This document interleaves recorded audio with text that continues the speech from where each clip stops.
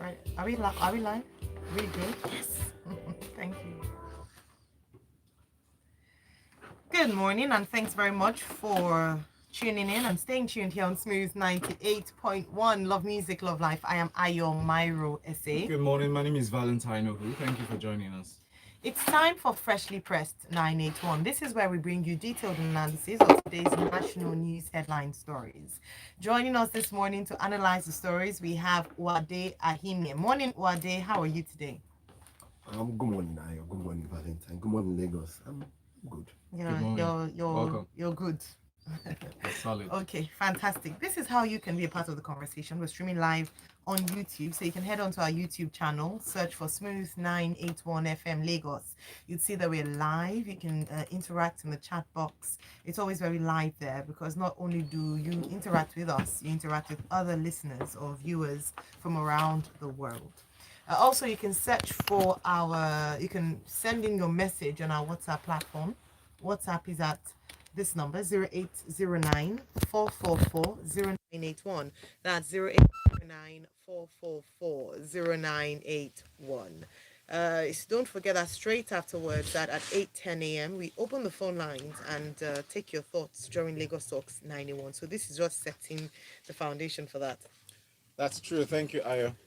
Let's start with this first story, Wadi. Governors attack Malami over $480 million consultants' fees. Say that the Attorney General of the Federation and Minister of Justice, Abubakar Malami, lied.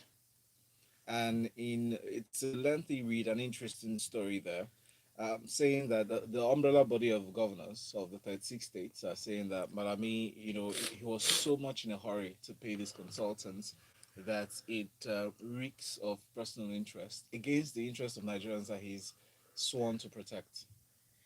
Um, so you remember when this first broke, and this was some time back. Is based on the Paris Club refund. Yes. Part of it, and part of this consulting fees also relates to, I think, the Abacha money refunds, and one of the things that Repatriated funds. repatriated funds, Yeah. yes, monies that had been taken out of Nigeria. One of the things that had happened then was that the governors were or the attorney generals of the states were more on the of the opinion that why are we paying so much towards consulting, that these monies had been taken out illegally, one, and since the federal government and the attorney general was responsible for ensuring that these monies were brought back intact towards specific projects, it was quite amazing why almost 10% of these monies were going to be paid in terms of consulting. If you go through the story, some of these monies have already been paid to some of these consultants, but where the states attorney generals have gone to court and got a restraining order. It's amazing, or it's surprising, not amazing, surprising that the Ministry of Justice is still trying to insist that, oh, we need to pay these monies.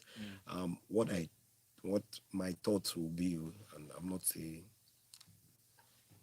legal person, is let the courts decide if this is right, and if it is, then they go ahead and pay. Why are you in a hurry to pay? Because if at the end of the day the court says, oh no, you shouldn't pay these monies, what happens? Are you going to get the consultants to pay the monies back? And this is what the states are fighting for. So I think what the attorney general should do is, okay, fine, the case is in court, consultants, you guys have to wait, let's deal with this, and then we'll get a proper solution to it, rather than trying to justify, which is what the states are saying, that they're trying to justify the fact that we need to pay these monies and we should pay it now because His reason the reason he gave was that that some of these consultants would that in their demands they had, that they could take the federal government to court for not complying with the expectations, or rather the agreements they had in terms of consulting on behalf of the federal government. But the governors were saying that no, that claim is false, because you can't just assume that there's going to be litigation when there hasn't been any. That it just feels like he's been in a hurry make these payments based on the fact that it's his personal, he has a personal interest. uh, which is what all consultants will tell you, that okay, there's an agreement. However, if there are other parties, these monies that are coming into Nigeria doesn't just belong to the federal government, because it's shared across the three tiers of government, meaning that at any point in time, even if the federal government is brokering a deal on behalf of Nigeria, it has an impact on how the states also budget for their states, because these are the monies that are going to be shared across board. So it's important also that the federal government takes into consideration what the states think before you go ahead and go through this. And if the consultants feel, or if the attorney general feels that this could be the case, then what he can easily present to them is that, oh, it's not that your monies are not going to be paid, but there is a a local judgment Yeah. putting it in stay. Yeah. So let's get through that, and then And before we face the yeah, other we'll face ones. the other things that are Thank you so coming. much for that, Wade. Let's go through the next story now from Premium Times. How Nigerian banks helped Maynard to steal pensioners' funds, or pensioners 2 billion naira, according to judge. So the judge sentenced the Federal High Court judge Okonoban yesterday, Monday, revealed the roles of two Nigerian banks that they played in the 2 billion naira pension fund perpetrated by the former chairperson of the defunct Pensions Reform Task Team.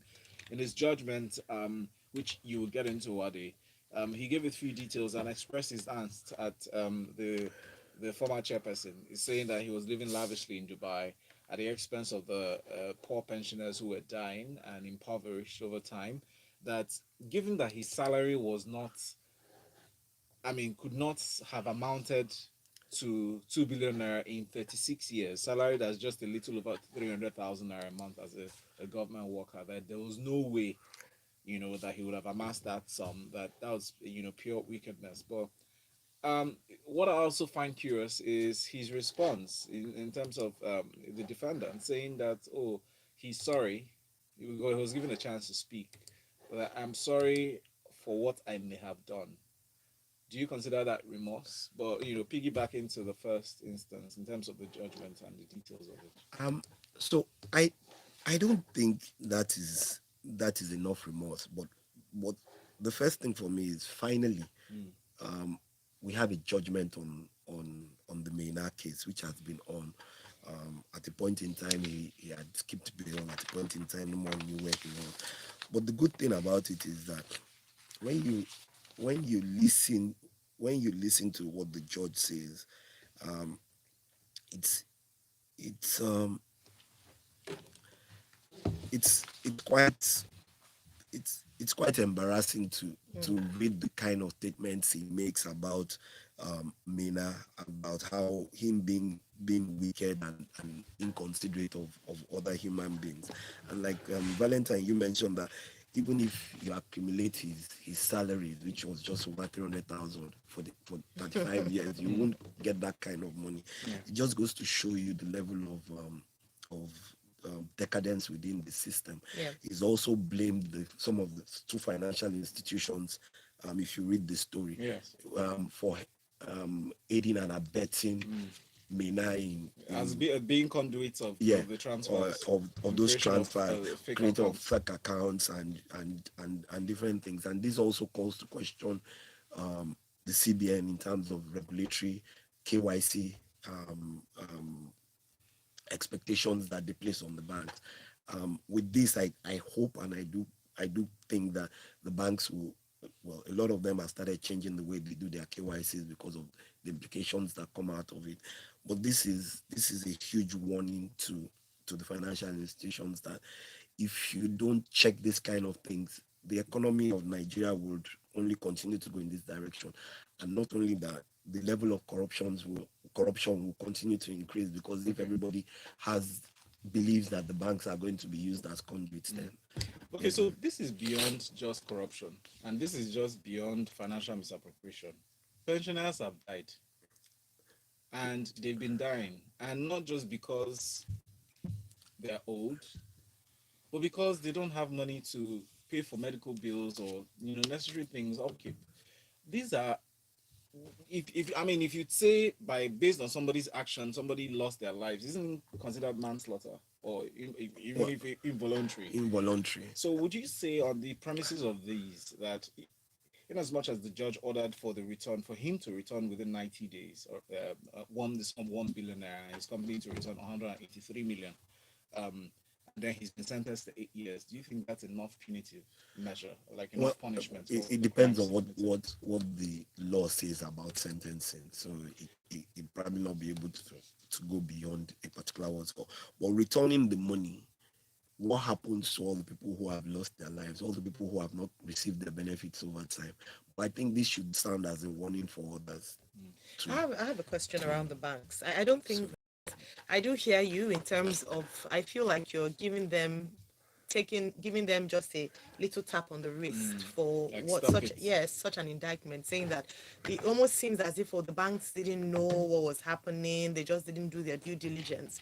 This story seems more than a due diligence issue, it's more like a connivance. So they were aware of what was happening, and they were, in fact, this report says that they ought to have been included in a joint suit, sorry, a joint suit, in terms of when they were being when Mena was being charged. The banks also should have come into question.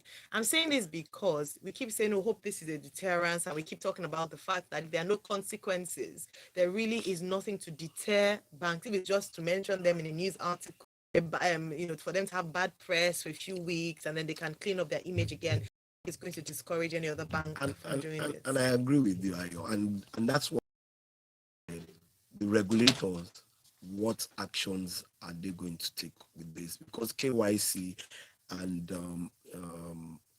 the necessary due diligence that is meant to be taken on accounts have not been done here, which is clearly what the I judge mean, says. that's an So assumption to a large extent because KYCs are done and they can be done by anybody. I mean, it's the verifying the information that's been provided as part of the KYC that's the issue here. oh, KYC goes beyond just submitting the names. KYC goes beyond just saying, oh, Wade is the owner of this account. He has company XYZ. KYC goes into so many other things. Yeah. What does he do? These monies or these funds, where they're coming from. Yeah. And a lot of all that were they done. But from what the judge said, they've acted as conduits, meaning that if the judge is asking that they should have been part of the suit, then it means that the judge feels really, really strongly about it, that they were part and parcel of this fraud. Yeah. Okay, let's take some comments that came in earlier on from Shannon. Shy from Liquid says an agreement is an agreement. This is why and where many of us use sentiments to spoil things in our image. The fight should have been fought at the very beginning when the agreements were made or being made, not after all the hard work has been done and the results have been achieved. This is going back to Malami's story. Yeah, the Paris Fund Club refund. Yes. And Shegun says Mena is a lucky guy. Under the last government, Mena was fined 750,000 naira. Now it's 8 years. He just keeps getting away with it. Right, then Yinka says it's not just about warning. They should be sanctioned, fined, operating license withdrawn. Yeah, Yinka, thank you. Because this wouldn't stop. Of course, a government official will not be stupid enough to use his or her account to wire monies. But when a customer suddenly starts making transfers in abnormal figures, the banks should alert the authorities. Even if you go to club to buy drinks for millions, please alert the EFCC, which is what is But usually it's already done. there. Like there's already a CBN policy that says I think it's 10 million. If you make a withdrawal of 10 million request, they should flag it.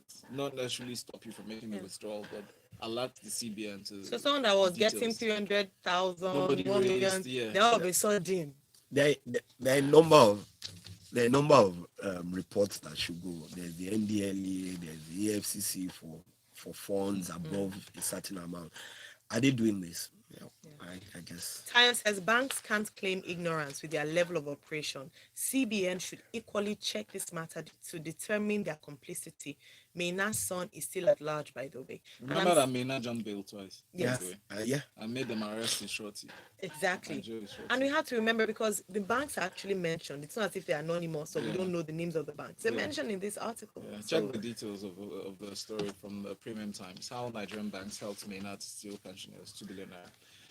Let's move on to this next story. This day has this report: do not create artificial fuel scarcity. That's what the Nigerian National Petroleum Corporation is saying, NNPC. They've cautioned members of the public against engaging in panic buying, saying that the national oil company has over 1.7 billion liters of the products in stock. So does that mean that we're going to have a dirty December? Wale? Um, Valentine, every year about this time, we get the same reports of the possibility of fuel scarcity, which usually. So this is not a report on the possibility of fuel scarcity. This is NNPC saying do not Yeah, ignore so any forwarded message so or that's fake that's what news I'm of that. saying. So Yes. what goes out is every about this time last year we had the same thing. Um, some people come out and say, "Oh, there's possibility that they're going to increase the prices of petrol or because of the landing costs," and but Rumors. rumors will continue to rumors continues to go up and down. But the NNPC is stating categorically here that nobody should be scared. There should be no panic buying. Usually, also during the festive period, what happens is the the um, the rate at which petroleum products are moved across might be slightly slower. Why? Because of the holidays and some who go on the holidays. So what they try to do, what NNPC and the petroleum marketers try to do is just before they ramp up the volumes that go into the Yes. storages around, and which is what the NNPC is saying here, that we shouldn't be scared that those things are going to be available. And for those who are going to be traveling during the Yuletide season, they shouldn't be scared of scarcity. And I believe them because over the last 2 years they've done the same. So I don't think there should be need for anyone to panic and start buying. The group managing director also mentioned that the system of supply has been automated. There are no details as to what the automated process or automation process, signifies or indicates anyhow. But he made this as his part of his speech, so I guess yay. The next story from the Punch: building collapse, Ogun State. The governor is talking tough, laying on the heels of the unfortunate incident that occurred in the past couple of days in Lagos with the building collapse on Gerald Road. He's recommending jail term for erring officials. Erring officials, not in any ministry particularly, but of course in the heads of building control agencies. He says if a building collapses in the state under their watch, they should be jailed. You think he's just talking tough, or you think he'll follow through with action? Will he follow through? First and foremost, there needs to be a law. Either is an executive order or he sets up a a bill that will bring about law on building collapse or Prosecution. prosecution. For me, is this sounding tough? That's what, when anything happens, the first thing that happens is, oh, we're going to do this, we're going to do that, and by the time the inquiries are done, we find out that nothing really happens.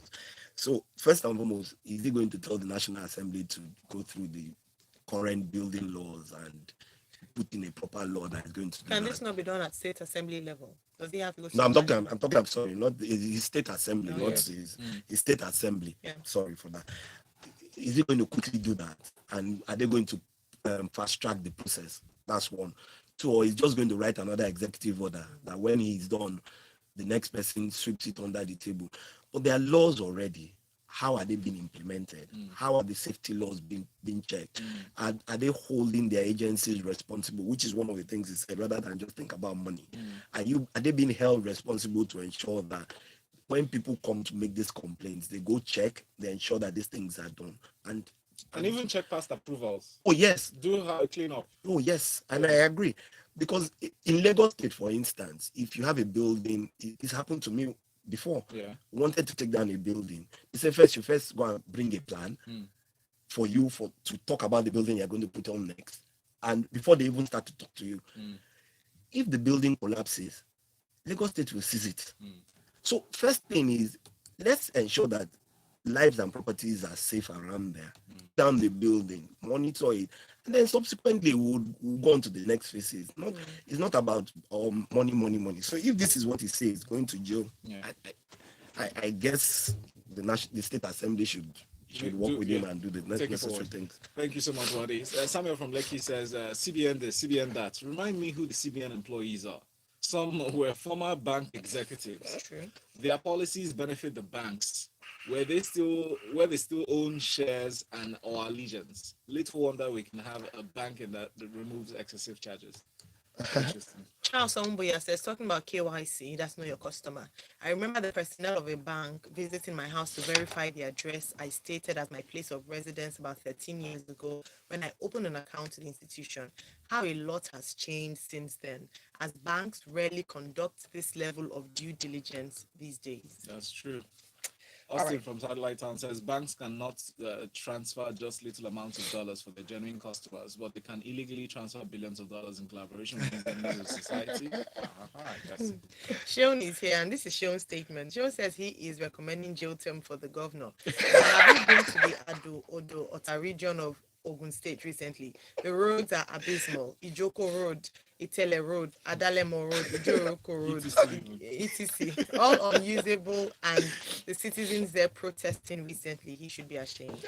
All right, thank you. I mean, since we're, it doesn't take away from the strength of that story, but since we're prescribing or recommending jail terms, let's take it all the way. All right, let's move on to our next story. The CBN, that's Central Bank of Nigeria, caps loan at 5 billion naira in new 100 for 100 policy. This is last week they announced the 100 for 100 PPP, that's policy on production and productivity, and that is to help the private sector in terms of injecting funds in there for new projects that are coming up. Now they've unveiled selection criteria for these companies to participate in its new financial instrument. I'd like you to please highlight these criteria and tell me if it's too stringent or just appropriate to ensure that the money goes to the people most in need, most deserving, and it's not too it's not too difficult to access. So the the, the story goes, and it says companies with satisfactory performance are invited to apply through the banks, effective November 1. Now, the thing for me is the cap 5 billion is just to ensure that you don't take more than you require. That's one. In terms of the conditions, you need 3 years financial, historical financial reports to ensure that you are credit worthy. Okay. Meaning that audited accounts have to be in place. In areas of local content capacity, you have to ensure that the scale of locally sourced raw materials and indicators, 50% of your raw materials are local, which is the standard for this kind of loans, and as well as 80% of the jobs created should be for Nigerians. So all these things are being put in place by the CBN towards ensuring that you can inject more money. But what this does goes again to show is the Apex Bank is becoming a full commercial bank for me. This is the way I see it. Yes, you want to put in this kind of schemes. They should actually run through the banking system properly. So why do you think they're not running it through the banking system? I really don't know. It's difficult. It beats me every time because you're telling the banks, increase your debt portfolio. Yes. Increase your debt portfolio. Yeah. We don't have enough debt. Well, Is it that the banks don't even have enough? I think one of the other reasons is that I think that most of the banks are seriously geared in whether it's in their exposure in oil and gas and in power. there are more reasons to that, though. Might I add that the CBN governor also mentioned, Emefiele mentioned that this was going to run directly under his office. He's going to personally supervise this. And this is not like every other loan that deposit money banks give. This is a CBN incentive to boost the Naira and boost industrialization in the country, especially supporting small businesses to scale over a period of time. And he said he was going to do this periodically. So after the first 100 days, raising the first 100 companies, the next tranche would come up, and they are taking this, they are taking a holistic approach to doing this and not involving the banks per se. So it's a direct activity from the CBN. So and that's that as it may be, what kind of it, because when in growing an economy, aside from loans, you need a lot of equity capital in some of these small businesses that you're trying to grow, because what would be the rate of the loans? I think generally with CBN it will be lower than what obtains in the banks, and these are things that everybody has to sit down and look at, and then what will be the returns to not just the CBN, but even those who are going to put in their sweat and time, because with direct investments or in equity or you're not going to pay so much in terms of dividends and in comparison to that. Yes, just to cap this conversation, so this is different in the sense that CBN Yes, will be hand holding them through this process. It's not just about handing them money; it's about even going a step further in corporate governance, I guess. Yeah, going to what EK said, and just to what they mentioned, it says CBN is in direct competition with banks, just like NIBS is both regulator and fintech. Yeah. How else would you explain the CBN saying INARA will ensure reduced remittance charges? Why not ensure through regulations banks charge less? And that's what, and maybe that's a conversation we can take on during Lagos Talks as to how involved CBN is in the day-to-day banking activities of Nigerians, and them concentrating on being regulators and having that overarching oversight of or having that oversight of banks under them, I guess, because today they'll get into agriculture, determine. So it's a bit interesting, but yeah, let's move on to cooking gas. That's a big concern for us. Yeah, very soon CBN is going to come and introduce cooking gas prices at this rate. But yeah, importers of liquefied petroleum gas, popularly called cooking gas, have stopped importing the commodity. Investigations from the Punch newspaper show that the cost of the product increased by 240% for 12.5 kilograms. It jumped from 3,000 naira to 10,200 naira between January and October. Well, I remember the last time we had this conversation, we were talking about it jumping from 3,000 naira to about 7,500. Yeah. This isn't up to 2 months. It's now being said to be 10,200 naira. I remember them were saying by December it will be 10,000 naira. It's even it's broken that record. It's come before then. They've given reasons for this: VAT and essentially challenges faced at the point of import. Please take us through the story and what can be done.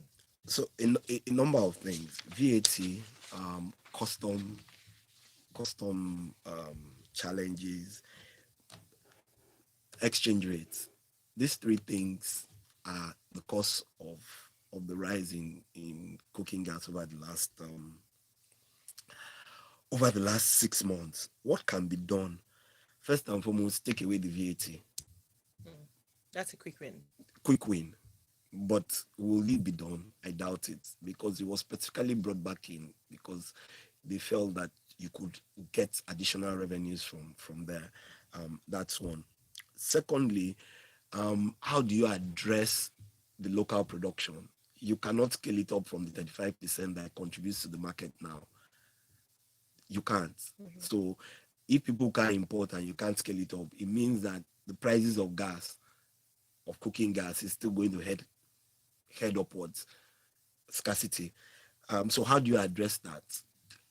Like I said, first remove the VAT, custom duties, give it a break so that people can get these things in, and then you can get the economy going back to where it was, some semblance, because many people are going back to firewood, carbon, we're talking about environmental hazards. Is the president back from Glasgow?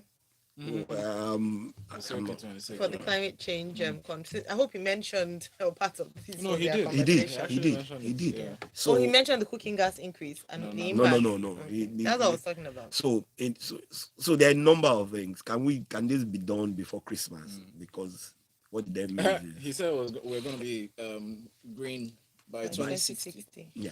Okay, let's put that side by side by food insecurity. According to the Minister of Defense, Major General Bashir Magachi, retired, he said that food insecurity is now a national threat. There are many things, there are many factors, as we can see this morning, affecting people's ability to eat in Nigeria. Let me just break it down and make it that simple. Yeah. We have cooking gas rising. Okay, we have alternatives, but how about insecurity around, which we've talked about a number of times on this show? Wow, there are too many things. Exchange rates, insecurity, exchange rate deals across everywhere. Yeah. Insecurity, farmers can't farm, Yeah. suppliers can move products. Um, the economy as a whole in general, more and more people in the last 6 years, unemployment has risen to close to 40% of, of, you know, so it's just worrisome. It is. All right. Thank you very much, Wade. Cisco Delgado says, we must survive as cooking gas prices are skyrocketing. I now share cooking wood with my neighbor that fries akara to cook food. I take that to mean just buy akara and put it in. Bean burger. It's nice. Tara from Aja says, this government is driving us to poverty with cost of living at gas, and we are acting quiet in our homes. People are using sawdust and coal. Gas is now luxury. How many people will be alive by 2060 at this rate? Good question. Kunle Bangboye from Ifako says, I still saw 12.5 kilogram of gas for 8,000 naira yesterday at a retailing outlet in my neighborhood. I think press is being used. No, Kunle, we're not speaking about things that if you have a particular experience, I don't think don't downplay the experiences of others. Let me even share my personal experience. I bought gas on Friday for 9,000 naira. So yes, and this is me that bought gas at that same quantity, 12.5 kg, 3 months before, at 3,005. Let's also remember that some people still have old stock. Yes, and exactly. they are magnanimous enough to sell it at the price at which they would make. Yeah. If they cannot buy the new stock, what happens? People are suffering. It's a real situation. What does it profit us to increase the price of items? Gas. We are just reporting the fact on ground so that the powers that be would listen and understand what's going on. Anyways, this is a good conversation to have during Lagos Talks 981. We can open the phone lines and you can share with us some different locations in Lagos and outside Lagos how much you bought your gas. Cisco Delgado says he bought it at 12,000 naira. Imagine bread. By June or July, it was still 500 naira. Yeah. Now that 650, 700, 750. What are you saying? All right, let's talk. 8:10. That's in 8 minutes. Stay tuned here on Smooth 98.1. Thank you very much, Wade. Thank you for having me joining us this morning. Yeah, hi. You're still with us. I am myself, Valentine. At 8:10, we'll open up the phone line for you to share. I'm always confused.